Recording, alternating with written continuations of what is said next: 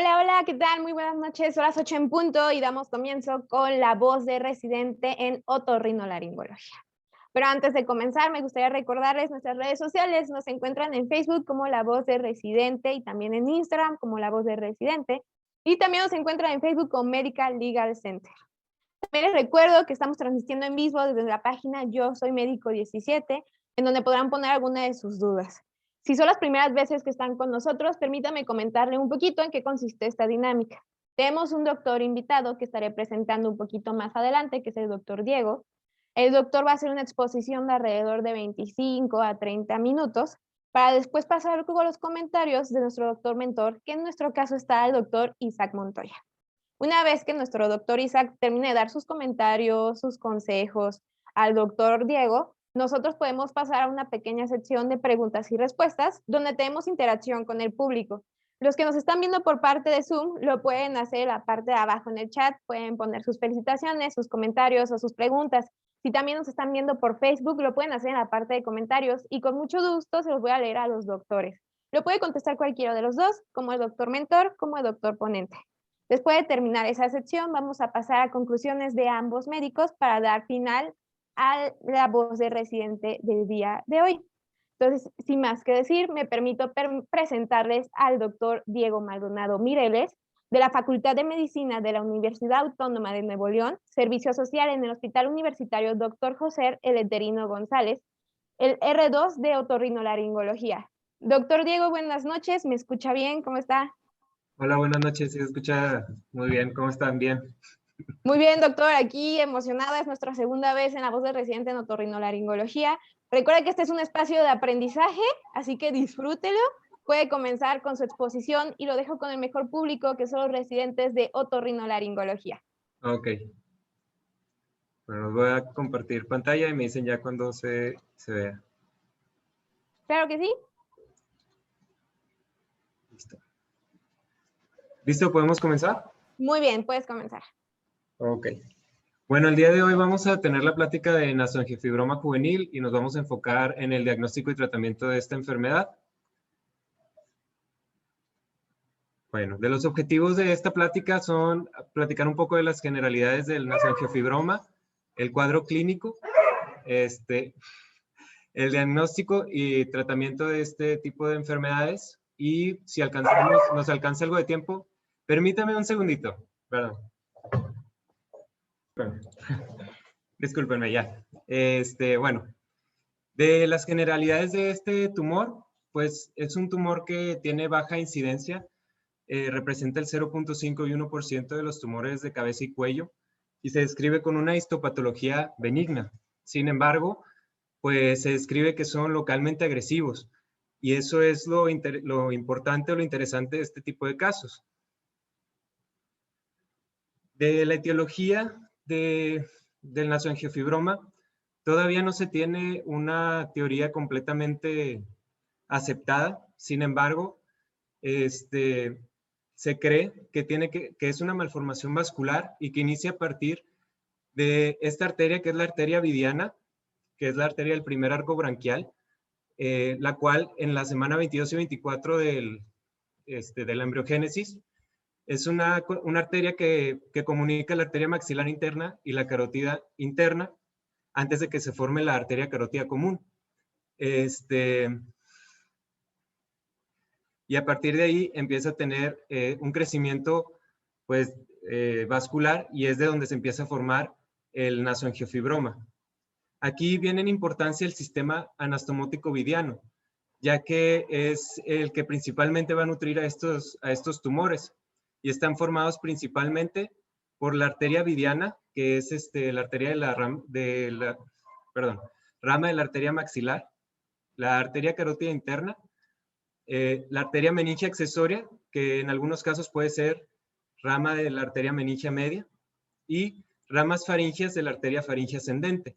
Como podemos ver en esta imagen, se representa el plexo vidiano y cómo puede tener este plexo comunicación de la arteria carótida interna, y entonces es donde puede tener contribución en la nasoangiofibroma y presentar pues un reto al momento de la resección. algo más que soporta esta teoría de una malformación vascular a partir de vasos que no sufren una apoptosis durante la embriogénesis, pues es que al momento de hacer inmunohistoquímica presentan ciertos marcadores inmunohistoquímicos como la laminina alfa 2 o el colágeno alfa 1 y 2, los cuales se encuentran en vasos de embriones, y el TSHZ1, que es un marcador que se encuentra en el primero y segundo arco branquial. Entonces esto nos da otra pista u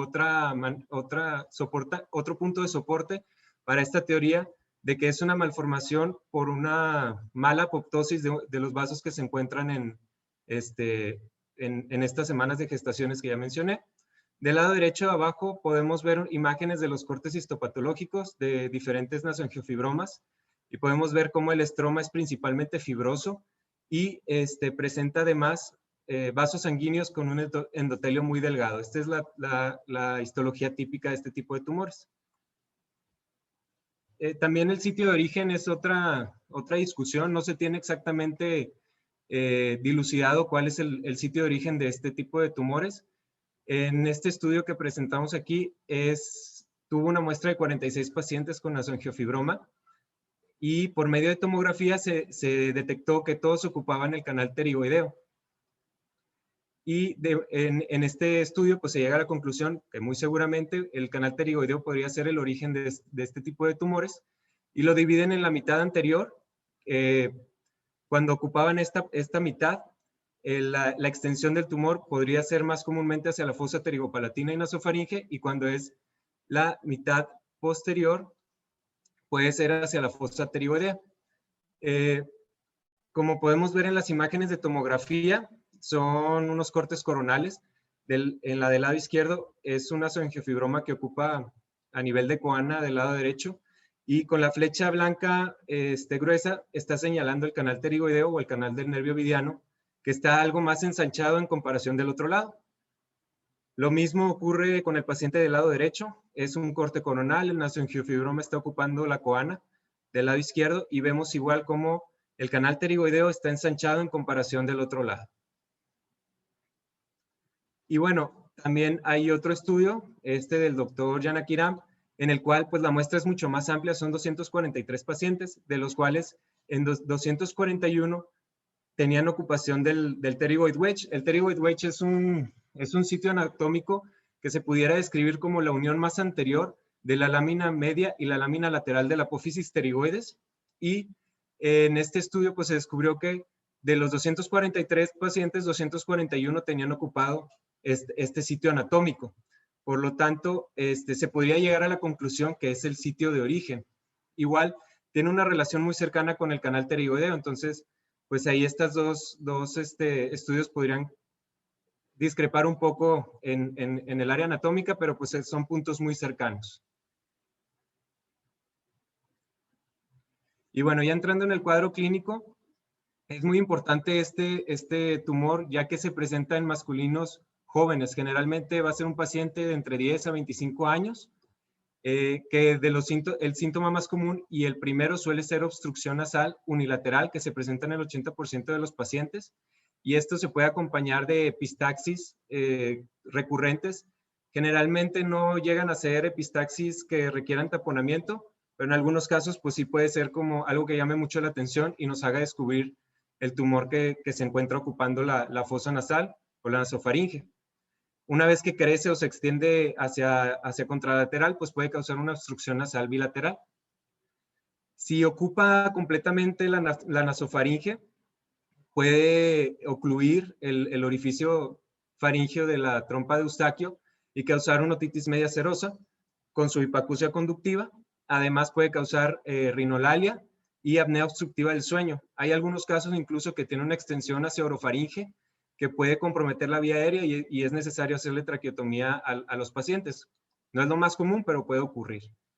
Y del lado izquierdo podemos ver una imagen endoscópica de una fosa nasal derecha, donde podemos ver el cornete inferior, el septum, el cornete medio, y en la parte más posterior se observa la tumoración. Es una tumoración con una capa de mucosa aparentemente normal. En algunos casos puede haber vasos tortuosos en la superficie, que son los que pueden causar el sangrado en estos pacientes. En caso de que se extiendan hacia los ostiums, hacia fosa nasal, perdón, y bloquee los ostiums de los senos paranasales, puede causar una rinorrea purulenta que incluso puede llegar a una sinusitis. Y si se extiende más anteriormente hasta el conducto nasolagrimal, puede causar epífora en el paciente. Puede presentarse una simetría facial como la que vemos en el lado izquierdo. Es un paciente que tiene una nasogiofibroma. Vemos el aumento de volumen a nivel de la mejilla y a nivel de la región temporal como a manera de una mancuerna. Esto sucede ya que el arco cigomático no permite la expansión en esa área y da esa imagen como en mancuerna, ¿no? En este paciente. Pero también puede extenderse anteriormente hacia la pirámide nasal y causar una deformidad. Como ya había mencionado, puede causar epífora. Además, al extenderse al ápex de la órbita, puede presionar el nervio óptico, causar amaurosis o disminución de la agudeza visual, o puede presionar el quiasma óptico, erosionando el seno esfenoidal, causando una mianopsia bitemporal. Además, si se extiende por la fisura orbital inferior, puede causar proptosis, y cuando tiene un componente intracraneal, puede causar cefalea y parálisis de pares craneales, generalmente asociado más a los pares craneales que se encuentran en el seno cavernoso. Y por último, puede expandirse hacia el espacio parafaringeo, y en la clínica podemos, al revisar la cavidad oral, ver un aumento de volumen de la pared lateral de la orofaringe. En la imagen del lado derecho superior es una imagen de una cirugía por un abordaje cervical a la porción parafaringea del nasoangio. Y en la inferior podemos ver una tomografía en corte coronal con un componente intracraneal extenso de esta tumoración. Bueno, ¿qué vamos a necesitar para hacer el diagnóstico en estos pacientes? Lo primero es sospecharlo con la clínica. Por eso es muy importante. Un paciente con epistaxis recurrentes, tal vez valdría la pena realizar una endoscopía solo para descartar la presencia de una tumoración. Pero además tenemos los estudios de imagen, que es lo que nos va a ayudar a clasificarlo, y dependiendo de las porciones que ocupe, podemos prácticamente hacer el diagnóstico. Obviamente ya al final va a ser por histopatológico, pero no se van a tomar biopsias debido al componente vascular, ya que puede causar un sangrado importante. Pero una vez que se retire la cirugía, se puede realizar el estudio histopatológico y llegar al diagnóstico ya confirmado. El estudio de imagen más importante que vamos a realizar pues es una tomografía contrastada de cortes finos, donde vamos a apreciar una masa isodensa que tiene una captación heterogénea de contraste. Al tomar las tomografías, podemos encontrar algunos signos que nos den indicio de que el tumor que estamos viendo es una nasogiofibroma, además de la clínica que ya veníamos sospechando. En la imagen que está marcada con el número 1 vemos el signo de Holman-Miller, que consiste en el aumento de volumen o el rechazo anterior de la pared posterior del seno maxilar. Esto por ocupación de la fosa pterygo-palatina por el tumor, y se presenta en el 80% aproximadamente de los casos de nasogiofibroma, pero no solamente nasogiofibroma presenta este signo, por lo que podríamos sospechar también otras cosas. Y en el número 2 tenemos el signo de Ramcharan, que es un signo que se presenta en el 99.1% de los pacientes, y es el aumento de volumen en el pterygoid wedge, que es la estructura que les mencionaba anteriormente. En la imagen podemos ver la tomografía coronal, cómo la raíz de la apófisis pterigoides está ensanchada en comparación del otro lado. Eso pues nos da una pista bastante buena para saber que el paciente pues está sufriendo un nasogiofibroma. Además, el nasoangio suele ocupar el agujero esfenopalatino, la fosa pterygopalatina y el canal pterigoideo, como en la tomografía que vemos inferiormente, que es una tumoración que está en nasofaringe, principalmente del lado derecho, y vemos cómo el agujero esfenopalatino y la fosa pterygopalatina se encuentran aumentadas de tamaño en el lado derecho.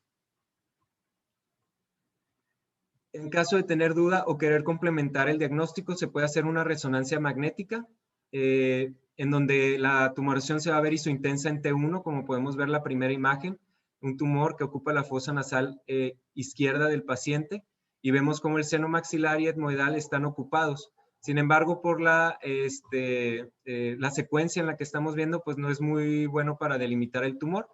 Por lo tanto, tenemos que observar la secuencia en T2, donde vamos a ver una imagen isointensa hiperintensa, con vacíos vasculares que representan los vasos, que es un patrón en sal y pimienta que es característico de este tumor por tener vasos sanguíneos dentro de él. Y podemos delimitar mejor, pues que tal vez eso que teníamos duda, el seno maxilar, seno etmoidal, pues es por bloqueo de los ostiums, y entonces se empieza a acumular la mucosa. Y por último, podemos hacer la angiografía, y en este mismo paso, pues se va a hacer la embolización de la tumoración. Esto para disminuir el riego sanguíneo que tiene el tumor y al momento de la resección no haya tanto sangrado. En la primera imagen del lado izquierdo podemos ver la angiografía antes de la embolización, donde se ve la presencia del contraste que pasa por la cantidad de vasos que tiene el tumor, que principalmente recibe su nutrición de la arteria maxilar y en algunas ocasiones de la carótida interna. Como veníamos diciendo anteriormente, pues el plexo ovidiano aquí es muy importante. Y en la imagen marcada con la G es después de la embolización, como ya no recibe el mismo aporte sanguíneo. Ya por último, la imagen de la derecha es una angiografía normal de la arteria maxilar, donde podemos ver las diferentes ramas que la caracterizan. Hay muchas clasificaciones del nasoangiofibroma que se fueron haciendo desde 1981, la de Chandler en 1984, Andrews en el 89, Ratkowski en el 96, y todas estas todavía no tenían no podríamos elegir ahorita, tal vez sí podríamos, pero hay otras clasificaciones mejores para decidir un tratamiento endoscópico. Ya que principalmente se utilizaban abordajes abiertos en estos pacientes y solamente se buscaba clasificar la extensión del tumor sin un objetivo de buscar un pronóstico, cuáles sangran más, cuáles sangran menos, que es algo que tratamos de ver ahorita. Por ejemplo, en la clasificación de la Universidad de Pittsburgh del 2010, en este caso, para poder clasificar el nasoangio, necesitamos que ya esté embolizado el tumor. Y yo creo que la diferencia más importante, además de si ocupa la nasofaringe, se extiende a fosa pterigopalatina, en este caso es diferenciar entre el estadio 3 y el 4, porque la diferencia entre estos dos es si hay o no vascularidad residual por parte de la arteria carótida interna después de la angiografía, después de la embolización, y como a partir del estadio 4, pues es mucho más común, que sangren más los pacientes en la cirugía, y dos, que haya una recaída o que vuelva a haber crecimiento tumoral en el paciente.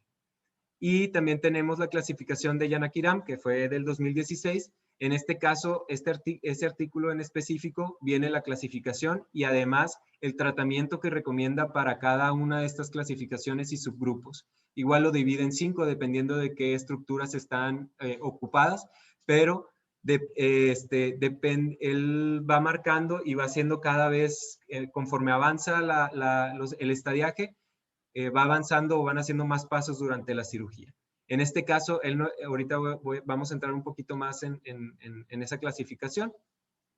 Lo importante, como mencionaba ahorita, pues es que en la del Pittsburgh va a haber una embolización de la arteria maxilar interna y de las ramas que nutran a este tumor, que vengan de la arteria carótida externa, y a partir del estadio 4 y 5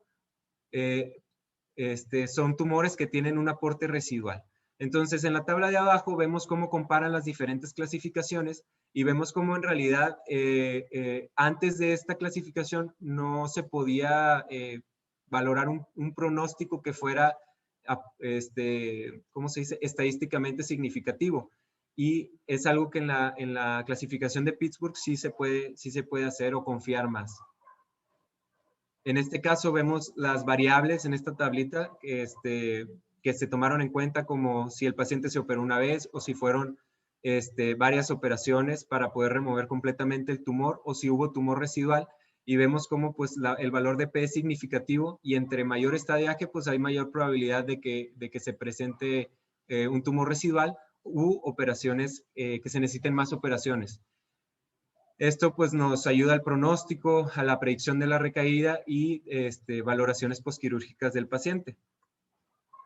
Y en la clasificación de Yanakiram, este estudio que él realizó con 243 pacientes, se realizó la tomografía contrastada con cortes finos. En caso de que hubiera relación con la arteria carótida interna, se hacía angiografía, pero no se embolizaba. Él generalmente utiliza el clipaje de la arteria carótida externa durante la cirugía para poder hacer la resección tumoral.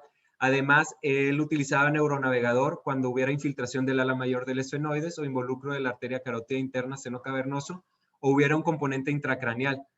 Además, tomaba una tomografía de seguimiento a las 36 horas y a los 6 meses posteriores a la cirugía. Y generalmente la técnica que describe pues es una a 4 manos por medio de las 2 fosas nasales, que es como la imagen que podemos ver ahí, con 2 médicos para poder hacer aumentar el campo de trabajo y aumentar la visión.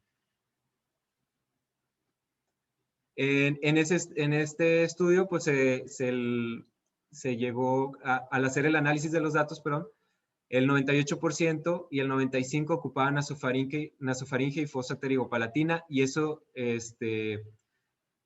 determinaba pues parte del abordaje quirúrgico, que en su mayoría pues ahora es endoscópico. Ya el abordaje abierto sí puede llegar a utilizarse cuando son muy extensos, pero el gold estándar de ahorita es los abordajes endoscópicos, ya que se tienen muy buenos resultados y las recaídas son generalmente bajas. En este estudio pues se vio lo del pterygoid wedge, que como se hizo a lo largo de 15 años, fueron agarrando experiencia y se dieron cuenta que la recurrencia bajó cuando fresaban el pterygoid wedge, que es cuando se ve como 2 palillos chinos en la tomografía postquirúrgica, del 30% al 3% la recurrencia. Entonces eso habla pues de la importancia de fresar esta área, porque pudiera ser el origen del nasoangiofibroma, y pues está ahí muy cerca el canal del nervio ovidiano. Además, a partir del estadiaje 2C, los pacientes requerían transfusiones sanguíneas y empezaban a sangrar de manera más abundante. En la tabla de arriba podemos ver todas las clasificaciones y cómo en realidad la relación entre pérdida de sangre y el estadiaje pues es mucho más evidente o es más significativa en el artículo de Yanakiram y el de Snyderman, que es el de la Universidad de Pittsburgh. Del tratamiento tenemos los abordajes quirúrgicos y, como ya mencioné, pues los más importantes son la endoscópica nasal, es lo que practicamos más aquí en la UMAE 25, teniendo diferentes abordajes dependiendo de la extensión del tumor. Generalmente podemos realizar una maxilectomía medial endoscópica para poder ampliar nuestro campo de trabajo. Este tipo de cirugía endoscópica se divide en 5 tipos. Generalmente vamos a hacer el 3A, 3B, que es como la imagen de la derecha, en donde vamos a retirar la pared medial del seno maxilar. Su límite inferior es el piso de la nariz, el límite posterior la pared posterior del seno maxilar, y anteriormente vamos a llegar al conducto nasolagrimal. No se va a tocar y se va a dejar parte de la cabeza del cornete inferior. También se puede hacer la 3B, que es, en ese ya no se respeta el cornete inferior y se puede llegar a retirar parte del conducto nasolagrimal. Esto nos va a ampliar mucho, sobre todo el área de trabajo en estos pacientes. También se hace el abordaje transpterigoideo, en el que en la clasificación de Castelnuovo, que lo divide en 3 tipos. El primer tipo sería una septectomía posterior. Igual, cuando tienen un componente nasofaringeo bastante amplio, esto nos ayuda a tener un mejor campo de trabajo. En el tipo 2 se retira el piso y pared anterior del seno esfenoidal, como podemos ver en la imagen marcada con el B. Este es el piso del seno esfenoidal. Se ven las 2 arterias carótidas y el seno esfenoidal. Y en la 3 hay una extensión lateral hacia pared lateral de nasofaringe y cartílago de trompa de Eustaquio. Además, se pudiera usar un abordaje transmaxilar transpterigoideo realizando una maxilotomía, como podemos ver en la imagen de la derecha, donde se hace el puerto, por así decirlo, en la pared anterior del maxilar y nos sirve para poder visualizar mejor en los abordajes de la porción infratemporal de este tipo de tumores y tenemos un campo de trabajo muchísimo más amplio. De los abordajes abiertos no me voy a meter mucho, sí se pueden utilizar. Ahorita pues el gold standard es la endoscopía porque tiene menos morbilidad, tiene altas tasas de éxito, pero pues tenemos estos abordajes quirúrgicos en caso de que no se pueda, como el desguante medio facial o el maxillary swing, que es la imagen de la derecha, y el Lefort 1, que es en esta diapositiva la imagen de más hacia la derecha. Son abordajes un poco más cruentos, más agresivos, por lo que se prefiere pues el abordaje endoscópico. Y para terminar con el tratamiento de este tipo de tumores, existe la terapia hormonal. Se ha descrito, hay algunos artículos, aunque no muy recientes, de la flutamida para reducir el tamaño, ya que tiene receptores de testosterona, el tumor.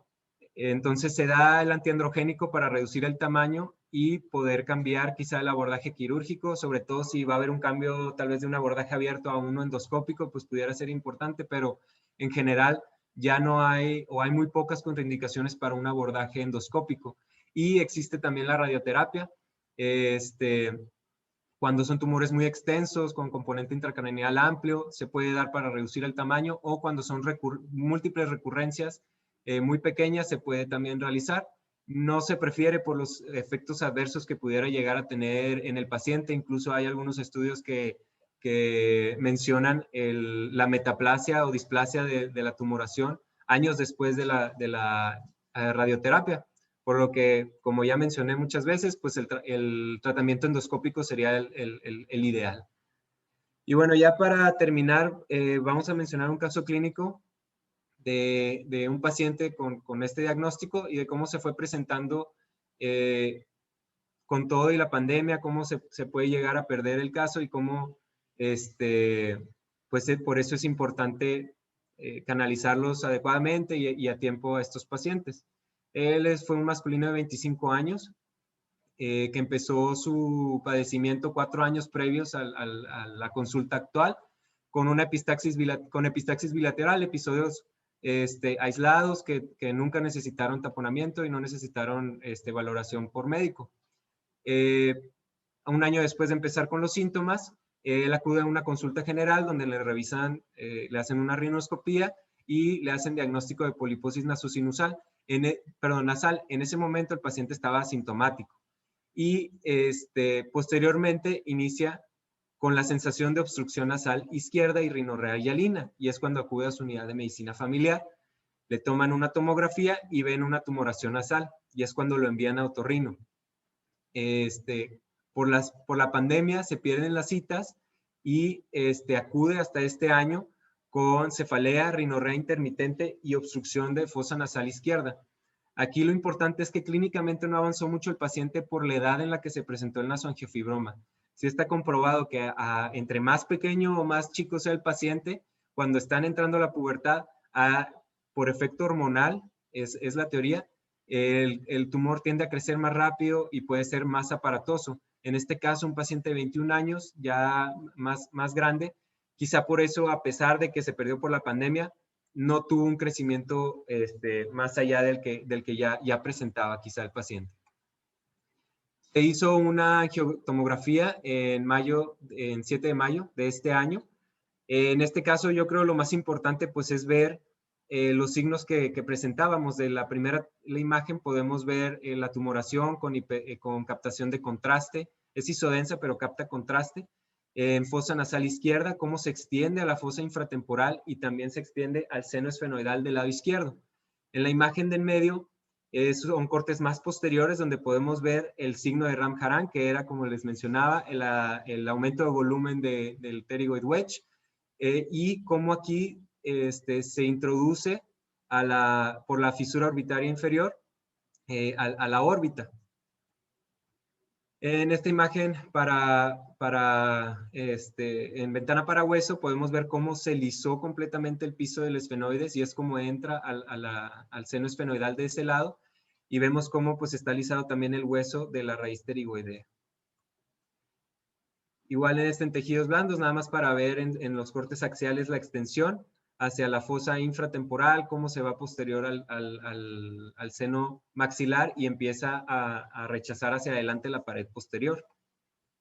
Se le realizó una angiografía el 9 de mayo, donde se realizó también embolización y podemos ver cómo principalmente recibe vasos de la arteria maxilar, desde posterior recibe de la arteria meningia media y desde anterior pudiera recibir de la esfenopalatina y es parte, o de la arteria del conducto vidiano y es parte de ese plexo vidiano.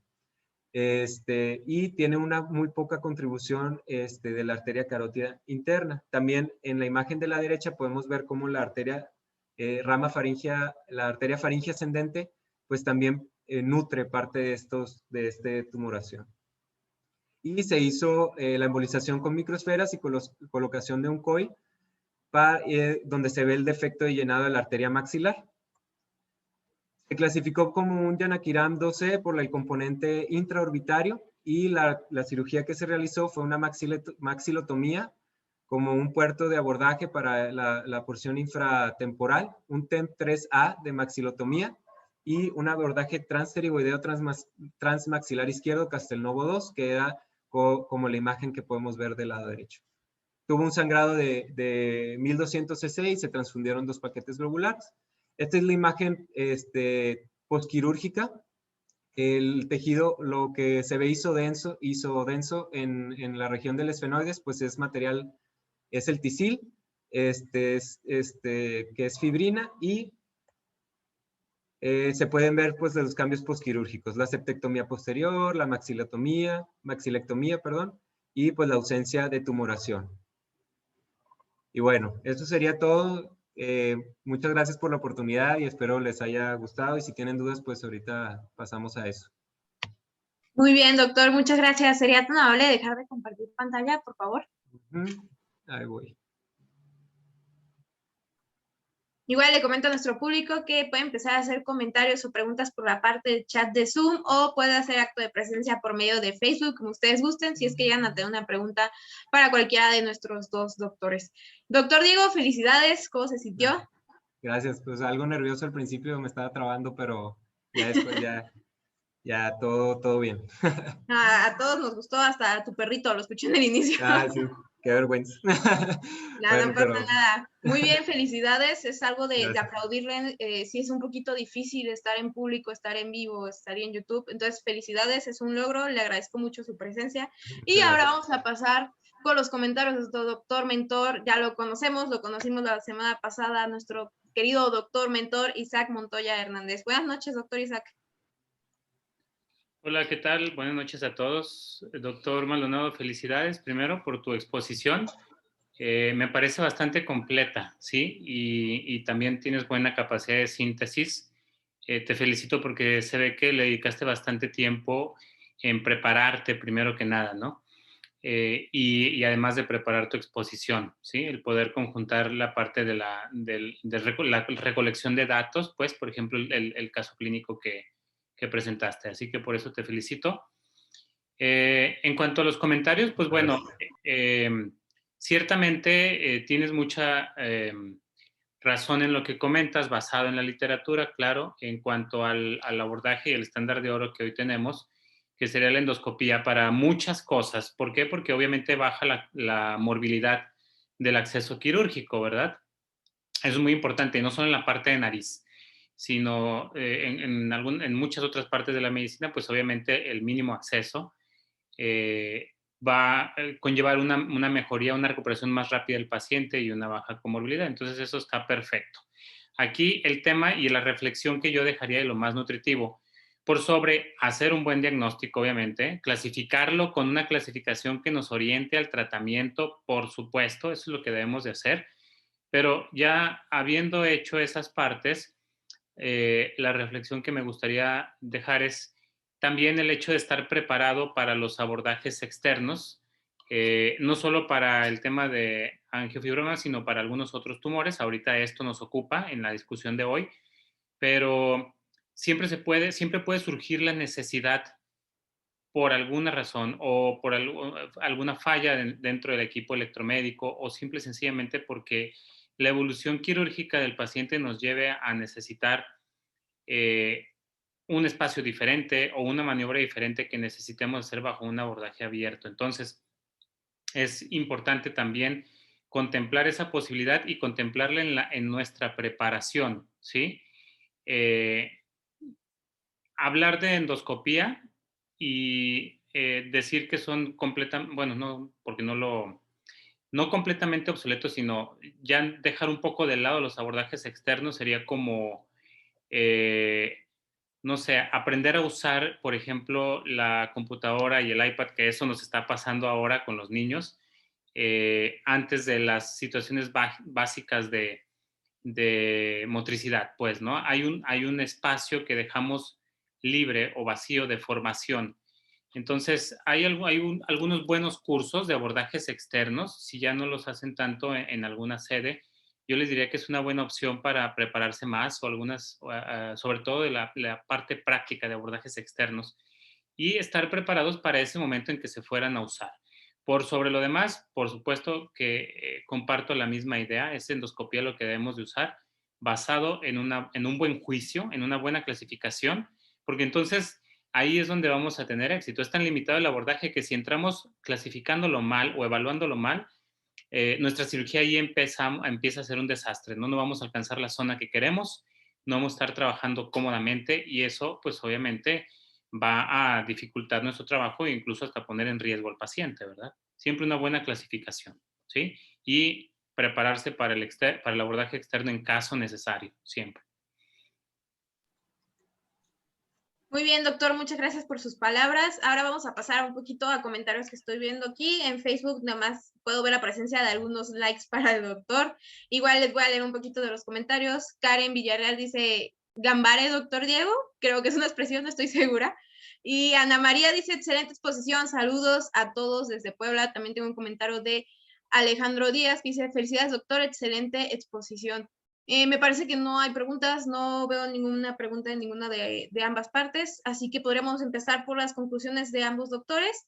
Doctor Diego, ¿me podría regalar su conclusión del tema, por favor? Sí, pues yo creo ya a manera de resumen, como dice el doctor, pues lo más importante de la clínica, hay una buena clasificación de este tipo de tumores y pues sí, al final de cuentas, pues la endoscopía nos ayuda mucho en este tiempo, pero siempre saber que tenemos esa opción del abordaje abierto, y pues principalmente eso. Yo creo que lo que tenía que decir en general ya lo dije y pues tenerlo en mente cuando veamos a algún chavo que trae epistaxis recurrentes y no dejarlo pasar por alto porque pues se va extendiendo poco a poco ese tumor y pues cada vez es más difícil resecar. Muy bien, gracias, doctor Isaac. Su conclusión, por favor. Bien, muchas gracias. Pues bueno, a manera de conclusión, habiendo dicho lo de estar preparado para los abordajes abiertos y una buena clasificación, sería también el invitar al buen juicio en la evaluación de estos casos y a que nosotros seamos conscientes a ese respecto de la situación en el hospital en el que estamos, los medios que tenemos, no solo sentirnos capaces como cirujanos, sino saber que tenemos un equipo que nos respalda, un buen radiólogo intervencionista, una buena unidad de terapia intensiva, ¿sí? En caso necesario, obviamente, entre otras cosas. Es decir, hay un estándar que es el que perseguimos, que vamos en mente con nuestro objetivo de tratamiento, pero no somos los únicos involucrados en el éxito del tratamiento. Como cirujanos sería formidable y a veces cometemos el error de pensar que el factor más importante es ciertamente el cirujano. Es un factor de suma importancia, pero en este tipo de padecimientos en donde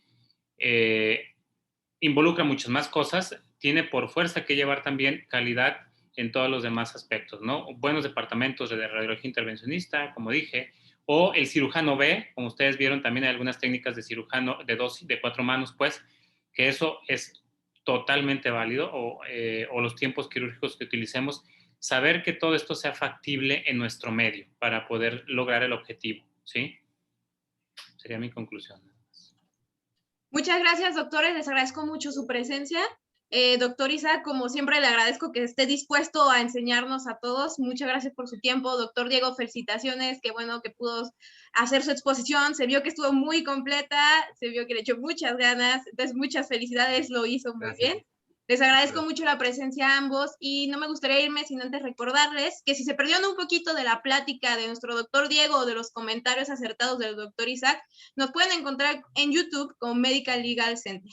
Ahí pueden ver otra vez la perfecta exposición del doctor Diego y hagan sus anotaciones si tienen alguna duda. Les agradezco mucho su presencia. Les recuerdo que si usted es jefe o jefa de residentes y requiere una de nuestras pláticas para adiestramiento o capacitación en temas médicos legales, comuníquese con nosotros al correo electrónico atención.mlc@gmail.com, atención sin acento.mlc@gmail.com, y está recibiendo nuestras pláticas de forma gratuita en esta temporada de pandemia. Les reitero mucho el agradecimiento por estar aquí. Nos vemos mañana en La Voz de Residente en Pediatría. Muchas gracias, que pasen bonita noche.